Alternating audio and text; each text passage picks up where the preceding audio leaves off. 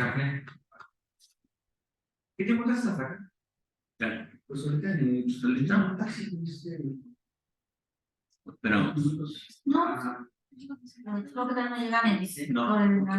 No, no, pedí un nunca llegó. Uno de ellos me está.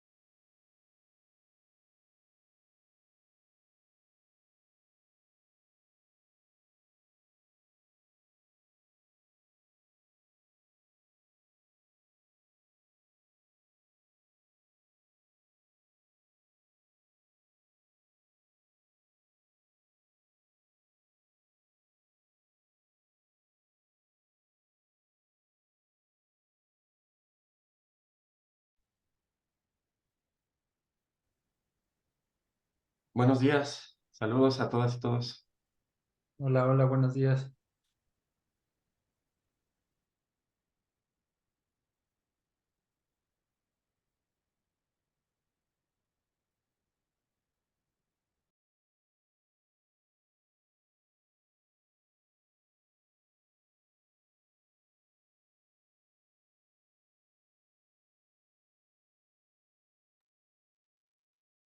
Hola, buenos días. El día de hoy vamos a comenzar con el coloquio de avances trimestrales 23P. Teresa de efectivos. 15 minutos. ¿Se oye, ¿no? Se supone que sí. Sí, ¿qué tal? Buenos días. Quiero una prueba. ¿Escuchan bien? ¿Sí? Adelante. ¿Qué tal? Buenos días. Bueno, pues voy a presentar un avance breve del documento que les mandé. Voy a tratar de no hacer tan énfasis en los aspectos que ya se habían tocado como continuidad del documento, sino más bien como dar aclaraciones como a manera de complemento de ese documento. Bueno, pues la tesis se titula El sistema bancario en las sombras estadounidense y su impacto en la desigualdad de ingresos. Y bueno, tengo dos directores, a la doctora Mónica Meireles y al doctor Roberto Escocia Romo, que bueno, el profesor Roberto me había comentado que no podía conectarse por otros compromisos laborales. La doctora Mónica no, la verdad, imagino que se conecta más tarde. Pues bueno, la motivación de este pues, trabajo viene desde un trabajo de maestría. Bueno, para quien es nuevo, que me está poniendo por primera vez, viene desde el trabajo de maestría de la idónea comunicación de resultados, en la cual pues la agenda de investigación desembocaba a realizar un proyecto complementario a esta, que pues ahí destacaba, ¿no?, el sistema bancario en las sombras. Mi trabajo de la tesis de maestría fue una investigación sobre la hipótesis del dinero endógeno en la teoría post-keynesiana y en la teoría subjetista, pero como agenda de investigación se tenía como objetivo profundizar en esta. Bueno, pues la hipótesis, de manera breve, es el sistema bancario en las sombras estadounidense ha causado agudización de la desigualdad del ingreso, ya que los instrumentos mediante los cuales opera este sistema van de acuerdo a la necesidad de rentabilidad de la banca, lo que crea un entorno favorable para los rentistas en el que los ingresos de los hogares se redistribuyen mediante el endeudamiento y el pago de altos intereses. Bueno, para ello, pues ya de manera general, llevo elaborado el capítulo 1 y 2, que bueno, todavía no son finalizados, son borradores, y sigo pues nutriendo mediante, conforme voy avanzando en los demás capítulos y conforme los comentarios que recibo. Pero bueno, voy a comentar más o menos por qué la estructura es de esta manera, porque pues bueno, el contenido ya sería un poco redundante caer en él. Bueno, pues comienzo con el capítulo se titula Transformaciones de la banca estadounidense, porque bueno, quiero partir sobre el concepto del sistema bancario en las sombras, porque bueno, a lo largo de la investigación pues me he dado cuenta que no es un concepto muy del dominio público, no es como que todo el mundo se imagine a qué se refieren con esto, ¿no? Por eso desde el punto de partida, un debate sobre este concepto del sistema bancario en las sombras, ¿no? Tomamos sobre todo la transformación que ha tenido desde el punto de vista institucional. ¿Por qué? Porque, bueno, en la literatura no siempre lo encontramos de esta manera, lo podemos encontrar como instituciones financieras no bancarias, como la banca paralela, como la banca no regulada, ¿no? Más o menos ahí voy indicando por qué yo soy más partidaria del uso de esta bancaria en las sombras y ya. Y bueno, posteriormente de aquí vamos a los antecedentes, ¿no? Los precursores. El precursor que se identificó fue durante los años 60 a las eurodivisas e instrumentos de mercado monetario, ¿no? Se destaca el aspecto pues, de la innovación financiera que se rescata de estos instrumentos. Y bueno, posteriormente pasó a la composición del sistema bancario en la sombra estadounidense, que pues bueno, como se vio a lo largo de la definición del concepto, pues como tal una medición precisa, exacta, no hay como tal, pero sí existen aproximaciones con base en diferentes mapeos de este. Y bueno, la manera, y también la otra justificación por la que se incluyen estos instrumentos es porque, bueno, son los instrumentos que pues me sirven para abordar los dos principales aspectos, bueno, los dos principales actores de mi investigación, ¿no? La desigualdad de ingresos y el sistema bancario en las sombras, ¿no? Entonces, por eso se delimitó de esta manera, ¿no? Se tomaron estos instrumentos. En primera, porque son significativos, ¿no? Están basados en dos trabajos, como tres trabajos que ahí mencionó, deben tomarlos. Y la otra, porque, pues bueno, son el apoyo para desarrollar la teoría del circuito monetario ampliado, que bueno, desde mi punto de vista es como el corazón o la parte fuerte para explicar este enlace que comento en la hipótesis entre el sistema bancario en las sombras y desigualdad de ingresos. Entonces, por esa razón se eligieron estos instrumentos, porque en primera son significativos en cuanto a tamaño, a dimensiones, y también porque son los que sirven para explicar la teoría. Y bueno, como les comento, pues estos todavía no son finales, no es un capítulo terminado, se siguen nutriendo con comentarios y conforme voy avanzando en la escritura de los demás capítulos, también sigo nutriéndoles y nutriéndoles elementos que considero que son necesarios o que forman parte para la explicación de todo lo demás, ¿no? Bueno, el capítulo 2 se llama Funcionamiento del sistema bancario en las sombras. Bueno, se compone por una introducción, la naturaleza de los bancos comerciales, que bueno, aquí no estoy acá en la redacción, pero lo que yo quiero llegar en este punto es de que pues no estoy de acuerdo con la explicación de que el sistema bancario en las sombras únicamente se forma como una respuesta a la regulación tan estricta, ¿no? Sino más bien creo que es una explicación bastante simplificada de eso. Más bien la explicación va de la mano con la naturaleza de búsqueda de ganancias de los bancos, ¿no? Que bueno, naturalmente ahí como platiqué en ese apartado, en la teoría ortodoxa pues no tengo elementos para explicarlo, ¿no? Por eso recurro a la heterodoxia, ¿no? Y el punto es que son buscadores de ganancias. Y otro punto importante de los bancos comerciales es pues la creación de dinero endógeno, ¿no? Dinero bancario y dinero endógeno. Bueno, de manera general me gustaría comentar que así como que descubrí como que quería abordar fue el año pasado, ¿no? Que me encontré con el circuito monetario modificado. Y luego de ahí, pues, partí a la hora del capítulo en el 2, ¿no? ¿Qué elementos faltaba llenar? ¿Qué huequitos había falta rellenar para explicar todo eso, ¿no? Porque es una serie de artículos de un grupo de autores italianos principalmente, que elaboran, que desarrollan este circuito monetario modificado. Y bueno, lo que yo agrego, lo que es parte mía que yo consideré, es agregar al dinero bancario. El dinero endógeno pues también es una parte que yo explico, que yo desarrollo, hice el contraste entre el enfoque keynesiano circuitista, porque se utiliza porque muchas veces se considera como igual, pero no, tienen diferencias importantes, tienen buenas implicaciones. El dinero de las sombras, que también es un dinero, es un concepto nuevo que pues se desarrolló a raíz de que se desarrolla el Consejo de Sistema Bancario en la Sombra. Aquí pues lo importante, ¿no?, es que lo consideran esta forma artificial de crear dinero, ¿no?, por las funciones que tiene, de funcionar como medio de pago y entre otras cosas, ¿no?, funciones artificiales de dinero. Y bueno, voy a partir un poquito a explicar la conexión, a llegar un poquito a la conexión entre esto, entre la banca en las sombras y el sueldo de ingresos.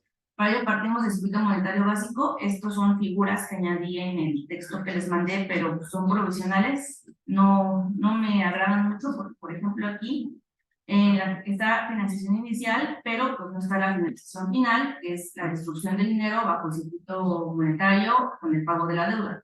Yo creo que la tomé esta gráfica de Alfonso, pero yo creo que voy a hacer una propia, o voy a buscar una que tenga más elementos, ¿no?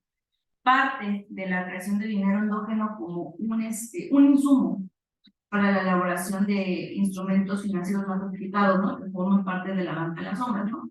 Partimos del hecho de que las empresas, para financiarse, pues piden préstamos a los bancos comerciales, ¿no? Y estos prestan en función de las expectativas que ellos tengan de que van a devolver este dinero, ¿no? Las empresas piden con base en las expectativas que ellas tienen de ganancia y de todo eso, ¿no? Entonces se les presta, se pagan salarios, los trabajadores regresan a las empresas pues regresan este préstamo a los bancos comerciales, y en ese hecho pues se paga la deuda, se recibe el dinero, ¿no? Partiendo de este circuito, rompemos un poquito con esa teoría, ¿no? O sea, está bien, pero había que añadirle más elementos para explicar la realidad, ¿no? Entonces, pues bueno, se añade esta teoría que es nueva, es de Bota, Cabezas y Tori, que amplían este circuito monetario básico en el que pues hay 5 agentes, y aquí lo amplían, incluyendo, cambiando pues un supuesto, ¿no?, que el dinero no solamente se demanda por las empresas, que no solamente es para fines productivos, ¿no?, que también puede ser para fines especulativos y demás tipo de cosas. Entonces, pues bueno, aquí en este esquema, que también no se habla de definitivo, solamente lo tengo de muestra y yo voy a hacer la traducción, solamente que estoy trabajando en los términos exactos, porque hay varios términos financieros que me gustaría que también pues coincidan con el término que estoy ocupando a lo largo del trabajo de la tesis, ¿no? Entonces, estoy buscando también que sean precisos. Entonces, pues bueno, aquí se ve la interacción entre todos esos agentes, y bueno, de manera más clara a mí me parece esta tabla, en ejemplos de utilización, me parece como un poco más clara para ver esta relación entre la desigualdad de los ingresos. Los bancos, SPV son emisores de valores respaldados en activos, BND son brokers and dealers, y el último son fondos mutuos de mercado monetario. Entonces, pues en primer lugar partimos de la creación de dinero endógeno, ¿no? En el ejemplo que ocupan, pues bueno, al ser banca en las sombras y al tener su origen en la crisis del 2008, ocupan el ejemplo de hipotecas. Entonces, pues bueno, ahora en este ejemplo ya no son las empresas las que acuden a los bancos únicamente en búsqueda de financiamiento para algún proyecto productivo, sino pueden ser los hogares los que acuden a las empresas, a los bancos en busca de un préstamo productivo, ¿no? En este caso, pues una hipoteca que tiene un colateral, el propio inmueble, que pues sirve de garantía, ¿no? De parte del dinero endógeno, ¿no? Esta misma teoría que partimos, que rompe con la ortodoxia, que no se necesita tener depósitos para prestar, que los bancos pueden generar dinero a partir de los depósitos, que son a partir de los préstamos, ¿no?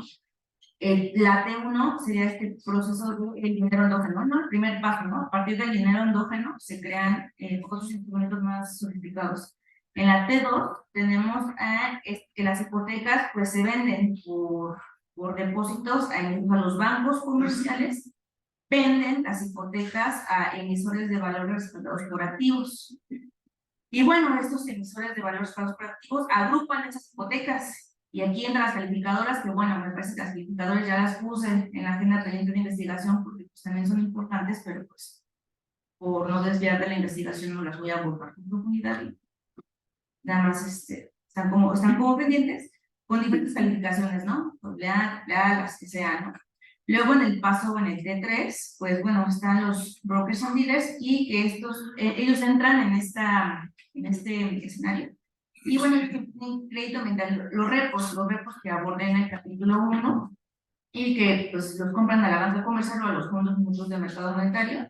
Y bueno, estos fondos mutuos del mercado monetario emiten acciones. Y aquí como se ven T4, pues emiten instrumentos más sofisticados, más, incluso derivados. 2 minutos. Ya incluyen ese tipo de instrumentos. Bueno, ya que pues más o menos resumí todo esto y lo que yo quería marcar era esta relación entre desigualdad de ingresos y la banca en las sombras, como fue necesaria para que este entorno se generara, porque muy probablemente sin la banca en las sombras habría sido un poco más difícil. Solamente muestro un panorama de la composición de la tesis, ¿no? Capítulo 1 y 2, pues ya están ahí y bueno, quiero hacer como un balance porque son capítulos bastante técnicos, bastante financieros y bastante pues cargados como de teoría, para en el capítulo 3 y 4 hacer como un balance más donde se distingue la desigualdad de ingresos, ¿no? Del capítulo 1 se compone por la definición y la conclusión de shadow banking principalmente. El capítulo 2, pues bueno, se compone de banco, dinero, la teoría del ciclo modificado, certificado monetario modificado principalmente, y luego de ahí copiamos elementos, ¿no? Elementos que muestran que es una parte importante de la financiarización, y bueno, de la financiarización y desigualdad de ingresos, pues si hay algo de literatura al respecto, por lo cual pues ya podemos encajar este sistema dentro de esto. Y el 4 todavía no lo tengo como bien delimitado, es algo empírico. Yo estoy recientemente en un curso de elaboración de indicadores y tengo pensado elaborar algo, pero todavía no decido que voy a platicar con mis directores. Y bueno, pues aquí concluyo. Muchas gracias. Pues, ¿puedo compartir? Sí.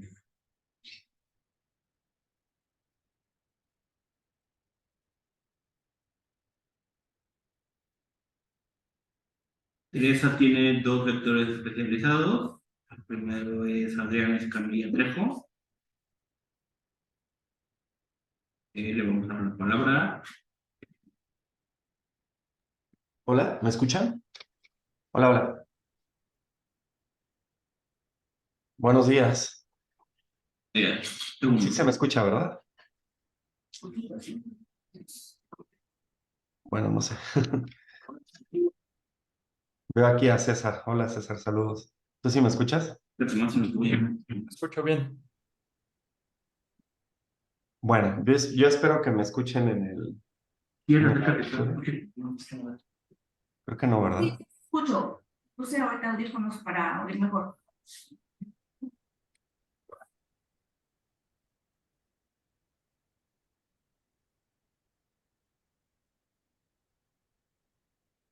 Igual no sé si mejor quisieras empezar tú, César. A lo mejor a ti te escuchan.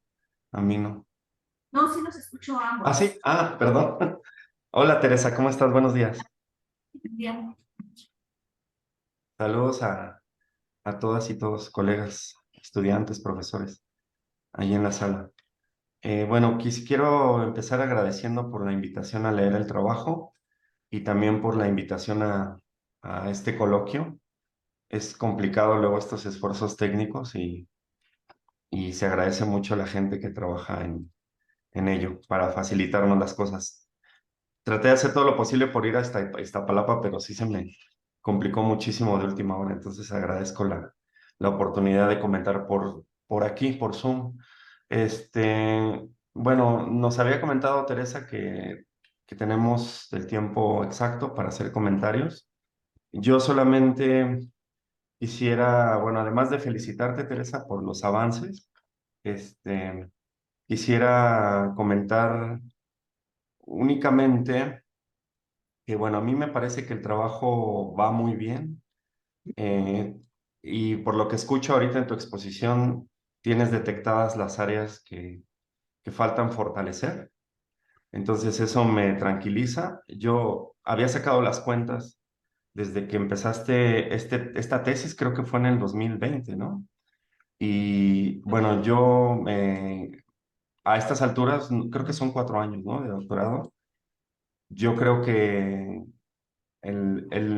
o sea, la tesis ya se podría mostrar en su forma más acabada y si bien todavía no está escrito, pero ya lo tienes claro, ¿no? Con lo que acabas de decir del capítulo, sobre todo del capítulo 4.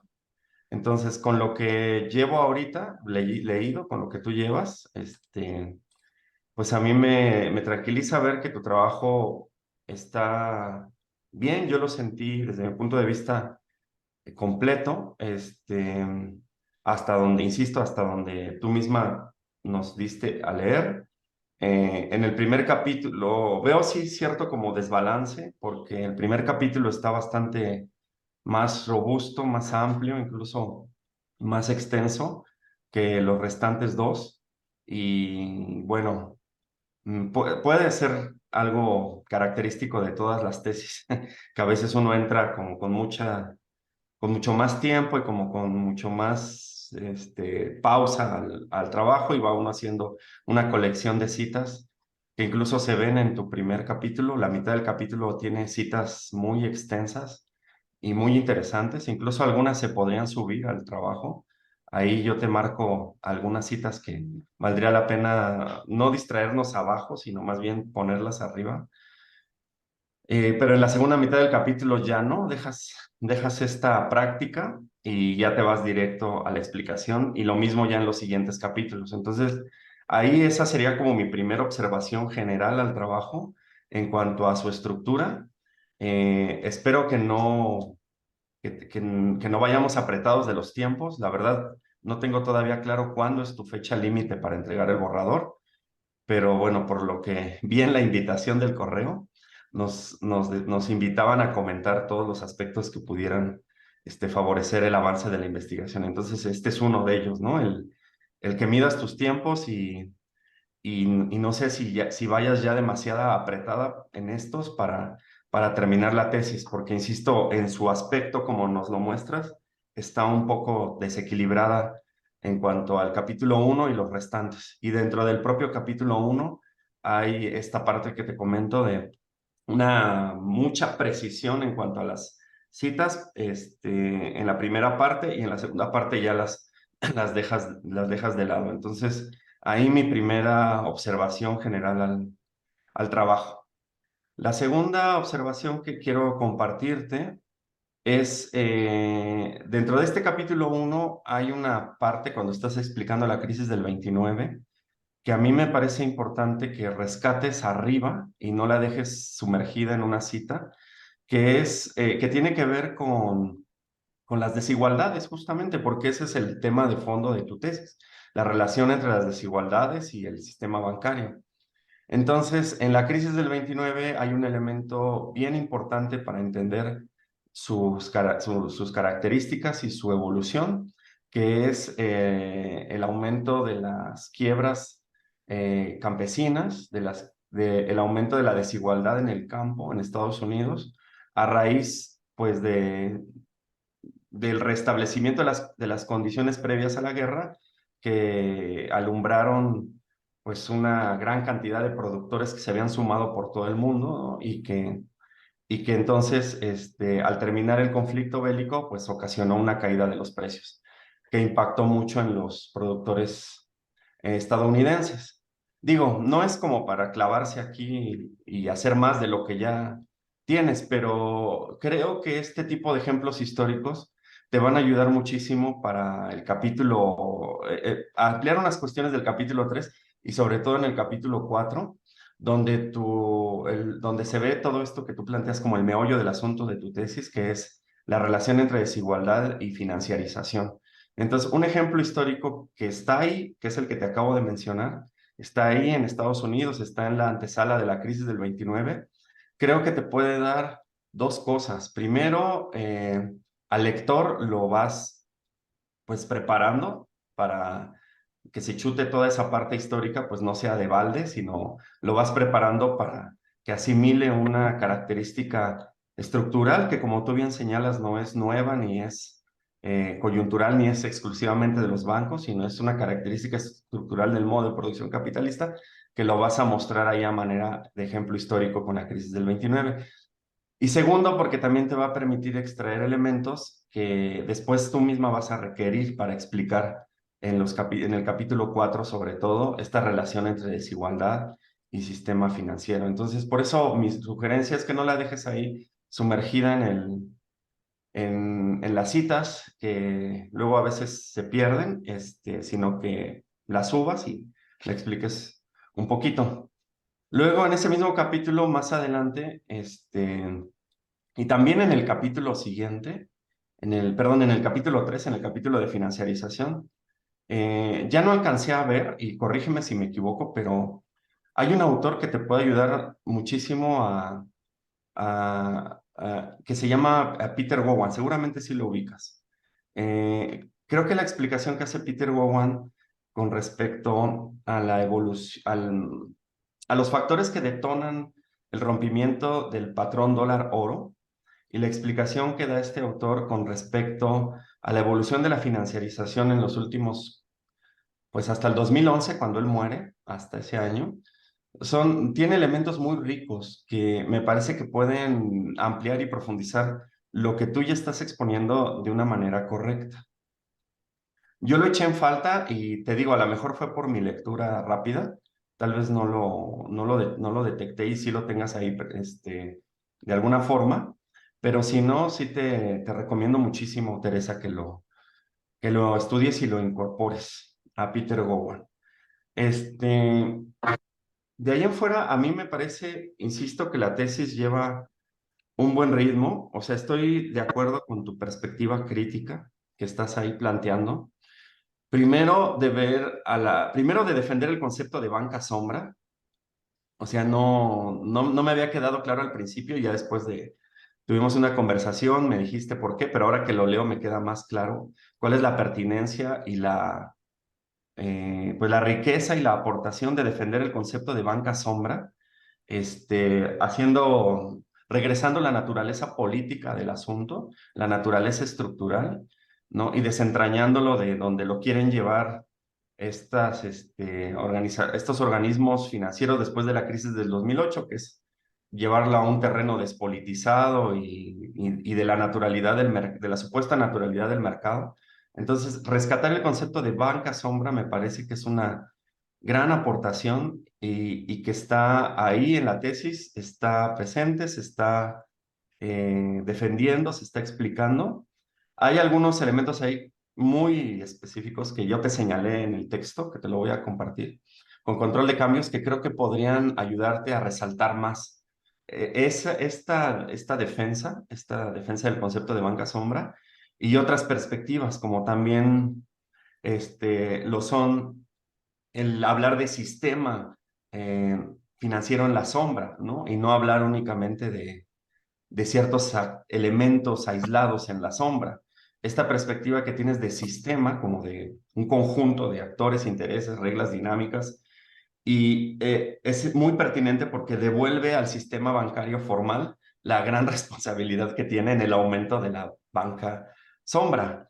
Y además permite develar pues, la utilización que hace de la banca sombra el sistema bancario formal de estas grandes corporaciones.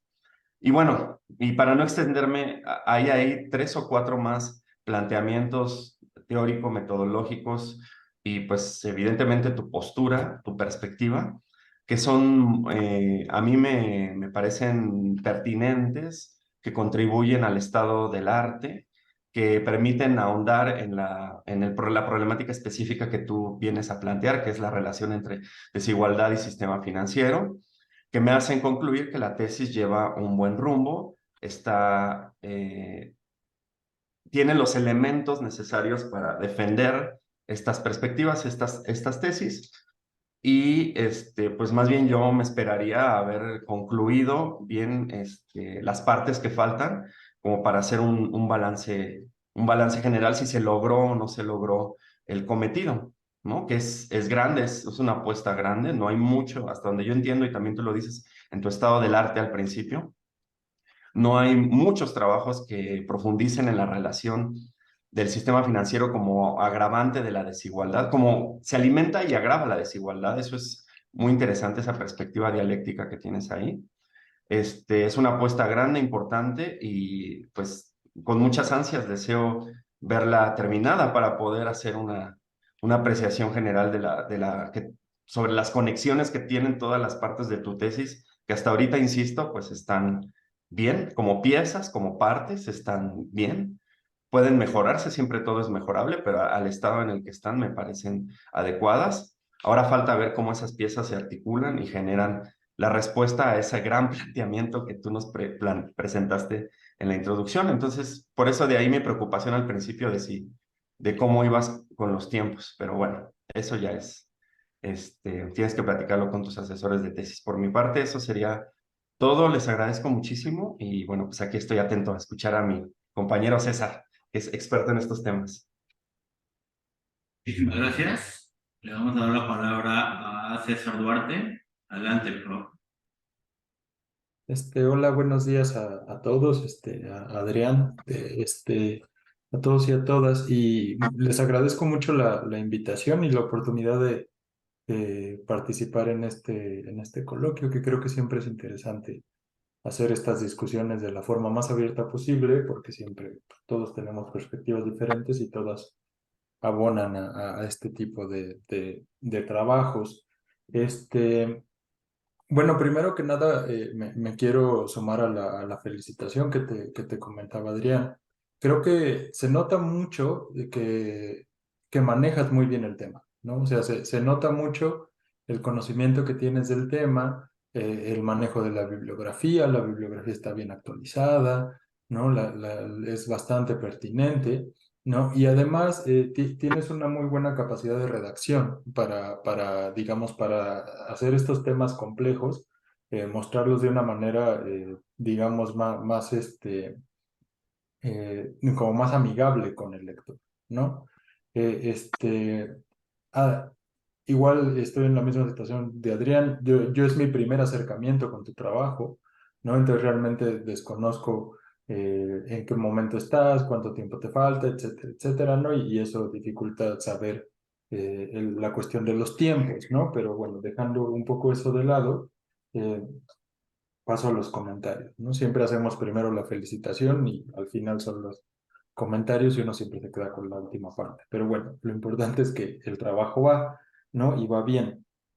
Me sumo a lo que te comentaba Adrián respecto a las notas al pie de página. Creo que muchas de ellas van en el texto principal, ¿no? Incluso en algún momento creo que se pierde el hilo por estar refiriendo la nota al pie, ¿no? Y sobre todo porque es muy pertinente lo que mencionas en la nota al pie, ¿no? Entonces creo que eso debe ir en el texto principal. Acuérdate que la nota al pie es simplemente eso, ¿no? Como un comentario adicional ¿no? En teoría uno podría seguir el texto sin recurrir a la nota y no se perdería de la idea principal, ¿no? Eh, Otra cuestión que a mí me surgió tiene que ver con el orden en el que presentas estos dos primeros capítulos, ¿no? O sea, porque empiezas con una discusión sobre el concepto, la definición de sistema bancario en la sombra, después haces como este recorrido histórico, después nos planteas la teoría y en la teoría nos explicas cómo funciona un sistema bancario normal y luego cómo funciona un sistema bancario en la sombra. Yo creo que, digamos, yo una recomendación que haría es tal vez replantear el orden, ¿no? Porque siento que el empezar por la discusión en torno a la definición del sistema bancario en la sombra da por hecho que el lector ya entiende qué es el sistema bancario en la sombra, o sea, cómo funciona, con qué se come, cuál es la diferencia con el sistema bancario, etcétera. Y tú te vas directo a la discusión, que creo que es una discusión súper pertinente, ¿no? Y sobre todo esto que enfatizaba Adrián también, ¿no? De que le estás enfatizando la parte política del concepto, ¿no? La parte política de la definición, que no es cualquier cosa cambiarle el nombre, ¿no? Pero creo que eso sería aún más rico una vez que ya has explicado cómo funciona el sistema bancario de la sombra, ¿no? Y también quedarte con una definición, pues, y sobre todo con este tipo de temas tan complejos, pues muchas veces no es suficiente, ¿no? Entonces a lo mejor poner algún ejemplo, digamos, algún esquema, ¿no? Que los tienes en el capítulo 2, ¿no? Entonces, a lo mejor ahí replantear un poquito el orden creo que abonaría mucho más a la discusión, porque tienes que pensar que tus lectores, pues no todos ellos van a ser expertos en el tema, ¿no? Entonces, les tienes que llevar de la mano desde el principio, ¿no? Esto es el sistema bancario de las sombras, con esto se come, así funciona. Esta es la importancia, ¿no? Que también enfatizas mucho la importancia con las gráficas que muestras, que creo que son muy interesantes, ¿no? Pero a lo mejor ir como construyendo ese edificio desde abajo, ¿no? O sea, de qué es, cómo funciona, cuándo surge, etcétera, etcétera, ¿no? Que ahí es la importancia de todo este recorrido histórico, ¿no? Y después, qué tan importante es y qué implicaciones puede llegar a tener, y tú estás enfatizando una de ellas, ¿no? Que es la cuestión de la desigualdad. Eh, Hay un tema que eché en falta, que creo que lo tienes ahí, pero que no lo nombras, que es la hipótesis de la inestabilidad financiera de Minsky, ¿no? O sea, yo lo estoy leyendo y todo el tiempo estoy esperando la cita y estoy esperando la referencia y tal, pero no me llega, o sea, no aparece, ¿no? Entonces, creo que simplemente es una cosa de nombrarlo, ¿no? Como decir, esto es la hipótesis de la inestabilidad financiera de Minsky, porque tiene mucho que ver con algo que enfatizaste ahorita en tu presentación, pero que creo que no, al menos a mí no me quedó tan evidente en la lectura, que es la idea de que el sistema bancario en la sombra no se crea por la regulación estricta, sino por la búsqueda de ganancia de los bancos, ¿no? Y entonces, ahora que lo mencionaste, me hizo sentido mucho de lo que leí, pero creo que si ahí incorporas la hipótesis de la inestabilidad financiera de Minsky, todo eso va a cobrar mucho más sentido, ¿no? No es simplemente el banco que quiere como mantener el mismo, digamos, el mismo flujo de ganancias, sino que siempre quiere más, ¿no? Y entonces por eso está tratando de darle la vuelta a la regulación, entonces ahí entra Minsky, ¿no? Y eso también le va a dar mucho sentido a tu discusión sobre los cambios en los 70s, el mercado de eurodólares, etcétera. Creo que eso puede ser un buen concepto que te puede guiar. Obviamente es una recomendación, a mí me dio esa impresión, no sé si tú estés de acuerdo, si no estés de acuerdo, si te gusta o no, es algo que tienes que platicar con tus asesores. Simplemente es algo que a mí me surgió, ¿no? Igual por mis propios sesgos. Y un punto un último punto que creo que vale la pena que lo pienses, o sea, como un punto de discusión, ¿no? Que creo que eso es uno de los grandes aportes del trabajo. Eh, Tú hablas de que el sistema bancario, el sistema financiero de las sombras, eh, es un causante de la desigualdad, ¿no? O es una de las causas que podemos encontrar con la desigualdad. A mí la duda que me surge, que es una duda, digamos que, como te digo, no es una cosa de decir que no es así, sino que más bien es una cosa como para pensarlo y que va a dar pie a discusiones, es si no es, si es este sistema en específico o es la financiarización en general, o cómo haces la diferencia, ¿no? O sea, ¿es la financiarización la que causa la desigualdad o es específicamente este sistema el que causa la desigualdad? ¿No? Porque tú en tu tesis lo estás, digamos, llevando hacia este punto en específico, ¿no? Y entonces ahí la pregunta sería, bueno, ¿cómo distinguimos la influencia del proceso particular y del proceso general, ¿no? Y es más bien un punto de debate, ¿no? Que creo que es uno de los grandes aportes de tu trabajo, ¿no? Para lo que va y que, digamos, estoy muy emocionado por ver el resultado final, ¿no? Justamente para tener más elementos para empezar a discutir esto, ¿no? Que creo que, digo, está junto con pegado, ¿no? No es tan fácil, ¿no? Uno no simplemente puede decir, es este o es este, ¿no? Pero creo que eso, digamos, tener tal vez ese tipo de problemas en la cabeza, ¿no? Va a ayudar a enriquecer la discusión del trabajo, ¿no? Y bueno, y finalmente unas cuestiones de forma, ¿no? De que a veces hablas en plural, a veces hablas en singular, ¿no? Algunas cuestiones de citas, pero ya todo eso son cuestiones, digamos, normales. Pero pues sí, muchas gracias por la invitación y te felicito y digamos, ojalá pueda seguir acompañando el proceso, ¿no? Y incluso si no se puede, pues por lo menos que ya que esté el trabajo, pues que me lo compartas, porque la verdad es muy interesante, ¿no? Y me interesa mucho saber en qué, digamos, cómo va a terminar esto. Muchas gracias. Muchísimas gracias. Le vamos a dar la palabra al doctor Fabián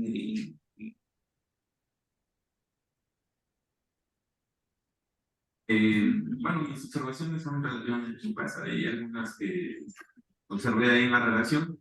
Entonces, algunas ya están observadas desde la entrega pasada, pero las agrego de todas maneras, las que veo que son persistentes cuestiones de redacción, de ortografía. Y bueno, tengo ahí, yo creo que una apreciación un tanto distinta ahorita con este avance y la cita de trabajo. Me parece que ya, ya vamos avanzando del trabajo. Y ciertamente, a mí que lo estaban comentando aquí los doctores, creo que una de las principales aportaciones del trabajo es la definición esta de la Parkinson. Y ya lo había yo comentado antes, ¿no? Ahora que los doctores se animan, yo creo que iría también en ese sentido, ¿no? Animan.